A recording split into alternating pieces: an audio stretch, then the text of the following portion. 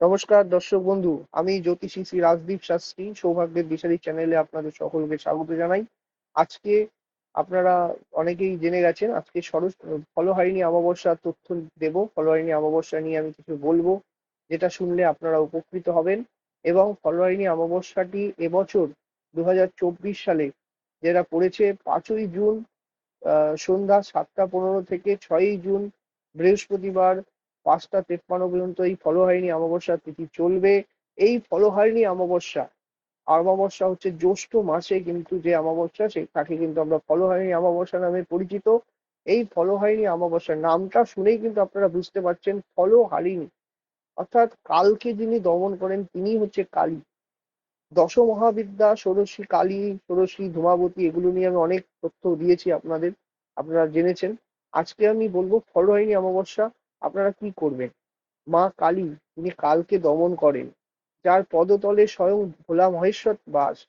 এই তন্ত্রের দেবী মা কালীর কে তুষ্ট করার এক বিশেষ তিথি হচ্ছে এই ফলহারিণী তিথি।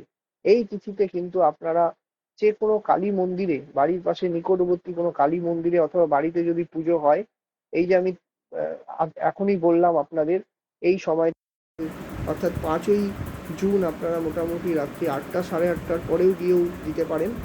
গিয়ে সেখানে হচ্ছে একটি একটি পাত্র নেবেন, মাটির পাত্র হতে পারে বা তামার কোনো পাত্র হতে পারে। সেই পাত্রে একটা যে কোনো ফল, এই সময় তো প্রচুর ফল পাওয়া যায়, আম, জাম, লিচু, যে কোনো একটি ফল মাঝখানে দেবেন। এবং চারদিকে আলতা, সিঁদুর, ধূপকাঠি, মোমবাতি, একটা দক্ষিণা 51 টাকা হতে পারে, 101 টাকা হতে পারে, 501 টাকা হতে পারে, আপনার খুশি মতো সেটা দিয়ে কোনো নিকটবর্তী কালী মন্দিরে দিয়ে আসুন।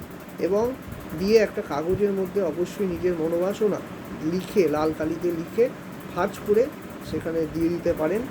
এবং এই যে বিশেষ তিথিতে যদি আপনার সেই পুজো হয়, ফলহারিণী তিথিতে মায়ের যদি পুজো দিতে পারেন, আপনার মনোবাসনা সিদ্ধ হতেই হবে।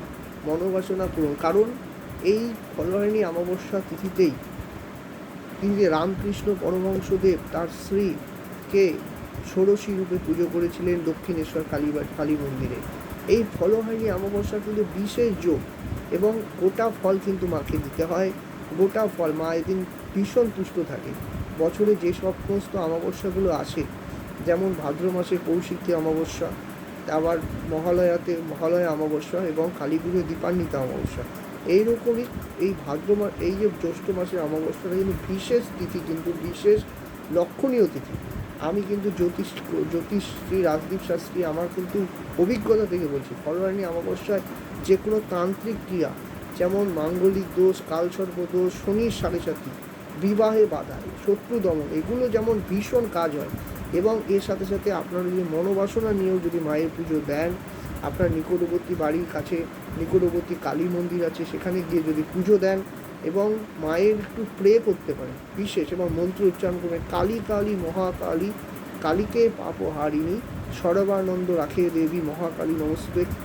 আর এত কিছু না বলতে পারলে ক্রিং কালিকা ওই নম, এই মন্ত্রটা মন্দিরে বসে 108 বার জপ করুন, নিজের মনোবাসনা জানান, অবশ্যই সিদ্ধ হবে। মা কালী, যিনি কালকে দমন করেছেন, এই কলিযুগে মা কালী কিন্তু একমাত্র ফল প্রদানকারী দেবী, যিনি কিন্তু আপনাকে দ্রুত ফল প্রদান করতে পারে।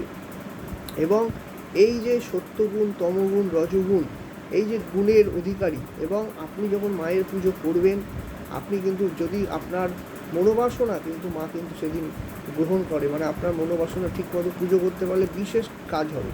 আর যদি আপনার কোনো দোষ থাকে, কুণ্ডলিতে যদি কোনো দোষ থাকে, অভিজ্ঞ জ্ঞানী জ্যোতিষীর পরামর্শ নিয়ে সেই গ্রহ দোষটাকে খণ্ডন করারও কিন্তু বিশেষ দিন কিন্তু এই ফলহারিণী তিথি।